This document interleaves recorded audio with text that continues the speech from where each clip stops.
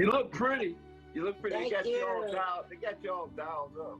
Yeah. Oh, hey, I had to look good for you, dear. This is the new normal for siblings Lamar Hoke and Connie Stanley. Their loving relationship comes naturally. You'd never know they'd been apart for more than half a century.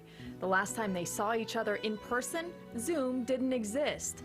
Lamar was 4 years old and Connie was 11. That's what I remember the most. Sheltering me, protecting me, comforting me. She was like another mother.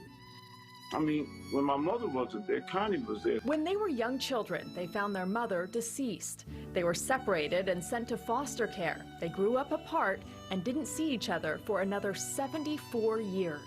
I used to put Connie in my prayers with my mother because after a while, I didn't think that I would find her. Lamar spent the rest of his life looking for his beloved sister, and she was looking for him too.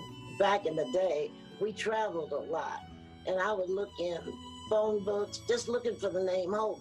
But then I thought, maybe he was little, he was 4.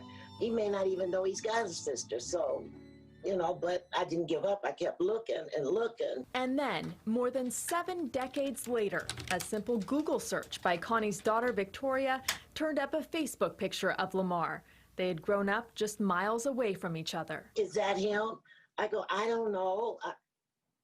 How would I know? Vicki took it upon herself to send his son, I think, an email, January, a year ago, and we got no reply. The message had gone to a folder in Facebook. Lamar didn't even know it was there, but a year later, he found it. It came up, and Vicki talked to him, and then she called me. She says, Mom, and it was night.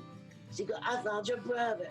I go, girl, let me go to sleep. No, you didn't. And she said, yes, I did. I found your brother. What was it like to hear his voice after all those years?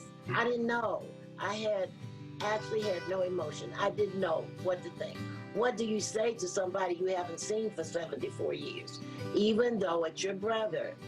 I just was kind of like a flat line right now. Is this true? Is it a nightmare? Or am I going to wake up from this dream and he's going to not be there? I was more emotional than she was. I said, I've been looking for you all my life. And she said, that was my first response. She said, I've been looking for you all my life. Everything I ate was rice. Now they talk every day. So many years to catch up on. So much time spent longing for one another. I would tell people I'm an only child. And it kind of would leave an empty space because I knew I had a brother somewhere. I was hoping I did. But, consequently, I didn't think I was going to ever see him, so that's the way it was.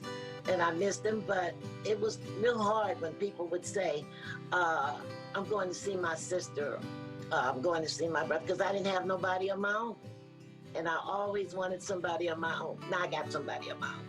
At ages 78 and 86, it's not too late. And you're the gorgeous 86 I've ever seen. Oh, you are lovely. You are lovely. Right, that's because we love each other. Lamar now lives in Palm Springs. Connie lives outside St. Louis. That's me. He calls their story God's timeline.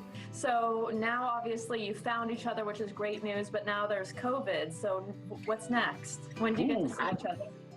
I don't know. Maybe I a wish I hazmat knew. suit. I told you I'd walk if I could.